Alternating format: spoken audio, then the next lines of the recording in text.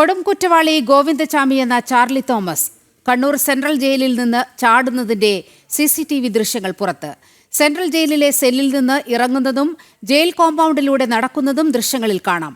സെല്ലിന്റെ കമ്പി അറുത്തുമാറ്റി 1:15-നാണ് ഇഴഞ്ഞ് സെല്ലിൽ നിന്നിറങ്ങിയത് എന്ന് CCTV ദൃശ്യങ്ങളിൽ നിന്ന് വ്യക്തമാകുകയാണ്. രാത്രി 1:10 മുതൽ 4:15 വരെയുള്ള ചാർലി തോമസിന്റെ മുഴുവൻ നീക്കങ്ങളും ജയിൽ ക്യാമറകളിൽ പതിഞ്ഞിട്ടുണ്ട്. സെല്ലിൽ നിന്ന് പുറത്തിറങ്ങിയ ശേഷം ജയിൽ പരിസരത്ത് കൂടി നടക്കുന്നതും ദൃശ്യങ്ങളിൽ കാണാം. ജയിലിലെ സുരക്ഷാ സംവിധാനങ്ങളുടെ വീഴ്ചയാണ് ദൃശ്യത്തിലൂടെ വ്യക്തമാകുന്നത്.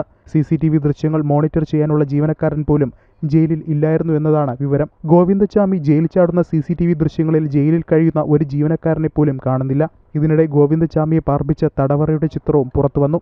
10-ാം ബ്ലോക്കിലെ 10B സെല്ലിന്റെ അഴികൾ അറുത്തുമാറ്റിയതായി ഫോട്ടോയിൽ വ്യക്തം. 6 അഴികളാണ് മുറിച്ചു മാറ്റിയത്. ഇത് കാണാതിരിക്കാൻ നൂലുകൊണ്ട് കെട്ടിവെക്കുകയും ചെയ്തിട്ടുണ്ട്. അന്വേഷണത്തിന്റെ ഭാഗമായി ചാർലി തോമസ് ജയിൽ ചാടുമെന്ന് അറിവുണ്ടായിരുന്ന തടവുകാരെ വിശദമായി ചോദ്യം ചെയ്യാൻ പോലീസ് പട്ടിക തയ്യാറാക്കി.